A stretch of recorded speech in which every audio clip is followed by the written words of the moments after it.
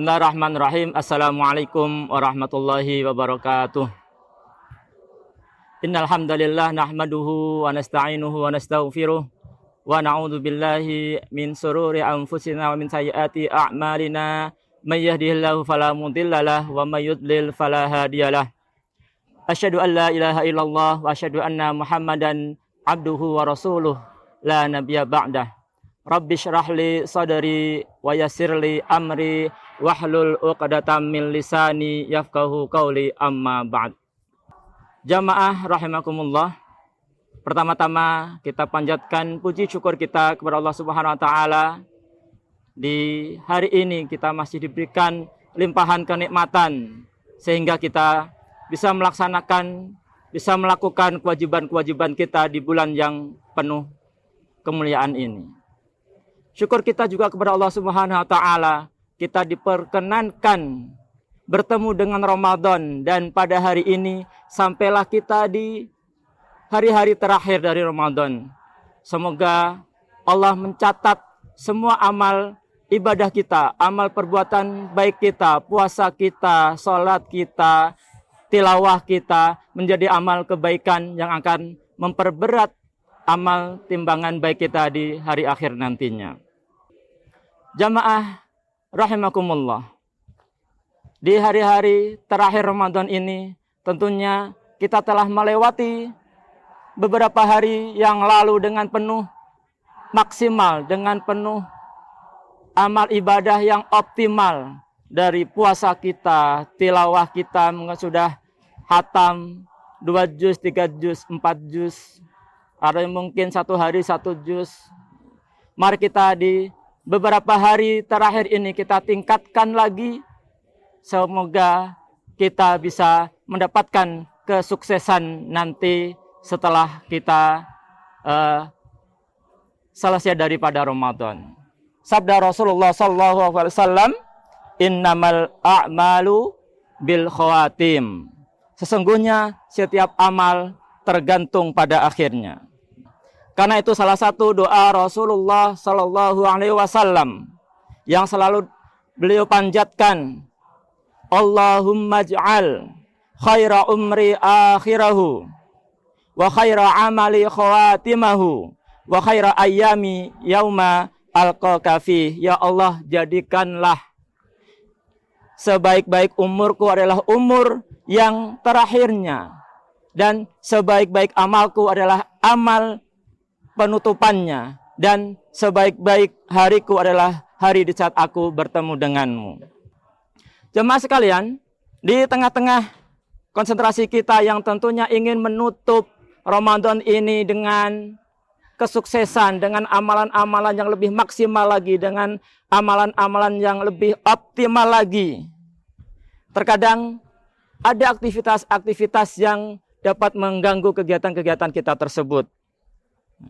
Di antaranya, kegiatan tersebut berpotensi untuk merusak amal yang telah kita lakukan di hari-hari awal Ramadan sampai hari ini. Yang mana tinggal beberapa hari ini kita harus lebih maksimal lagi. Ternyata dengan kegiatan atau amalan tersebut malah buyar jadinya kegiatan Ramadan kita, dan kita mendapatkan kekalahan sampai di akhir Ramadan. Yaitu kita ada niatan untuk mudik atau safar. Oleh karena itu ada beberapa yang perlu kita perhatikan agar safar kita, agar mudik kita bisa menjadi pelengkap dari ibadah-ibadah wajib kita, bisa untuk menyempurnakan dalam kita mencapai takwa, bukan malah menjadi penghancur dari ibadah-ibadah yang telah kita lakukan dari awal sampai hari ini. Tapi bisa menjadi pelengkap, bisa menjadikan kita lebih bertakwa sebagaimana tujuan dari puasa itu tersebut. Yang pertama yaitu pastikan sejak kita menetapkan untuk safar, untuk mudik, pastikan niat kita hanya untuk mencari ridha Allah Subhanahu wa taala.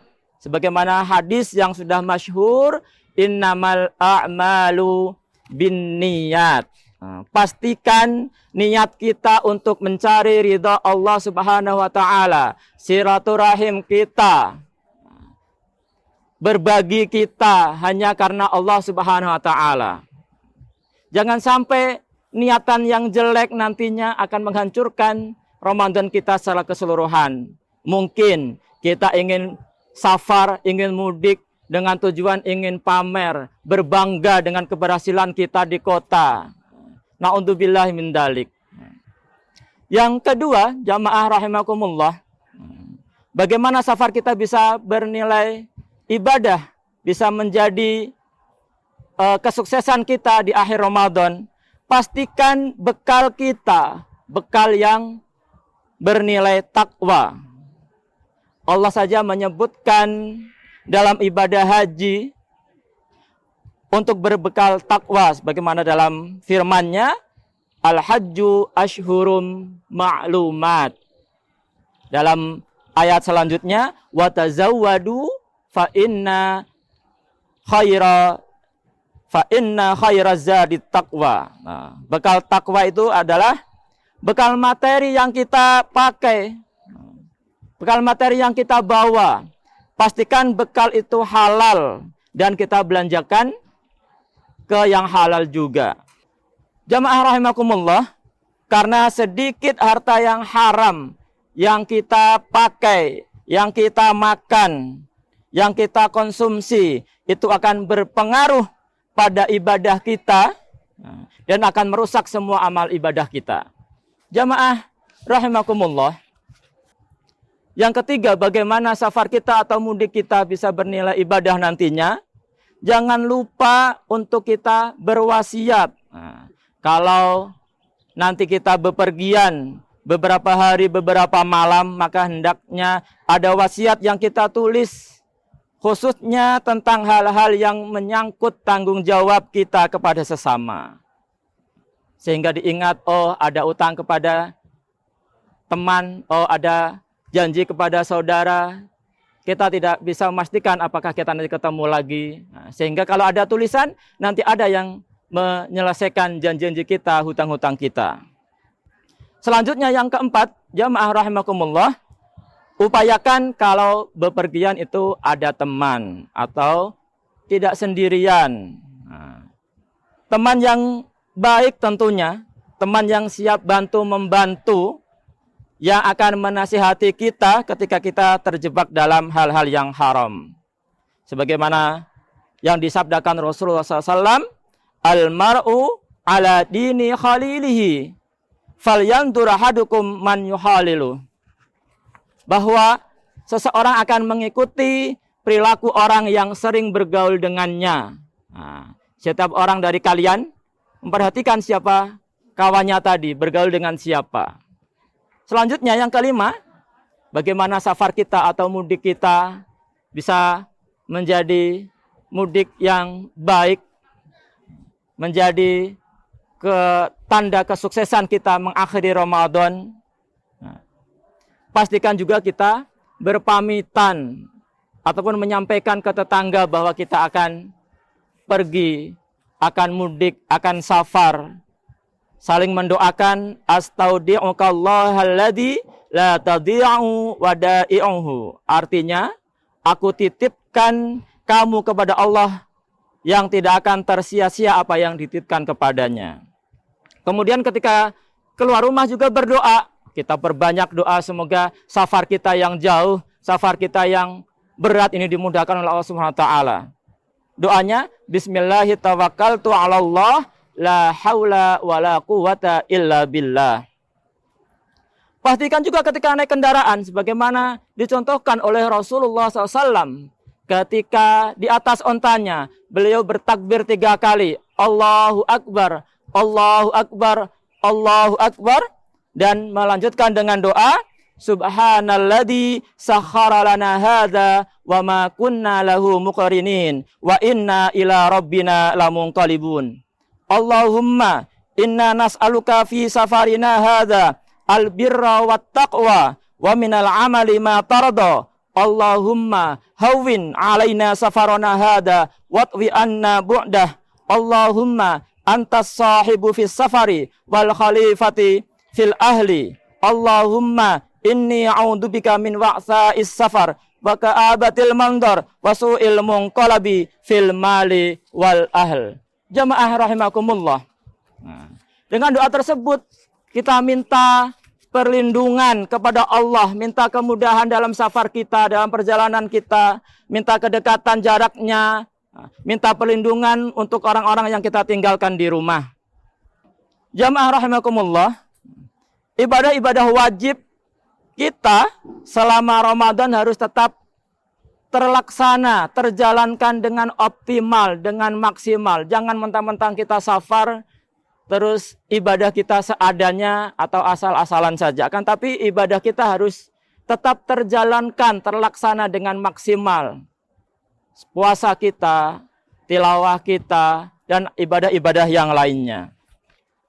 Jamaah rahimakumullah, terkadang memang dalam puasa itu ada hal-hal yang memberatkan, terlebih kita dalam melakukan atau melaksanakan safar atau mudik ke kampung halaman.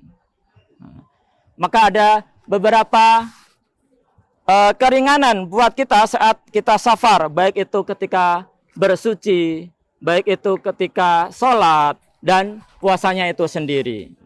Kalau puasa memang mungkin kondisi safar kita memberatkan, menyulitkan, maka akan lebih baik bagi kita untuk tidak berpuasa dan mengganti di hari yang lainnya.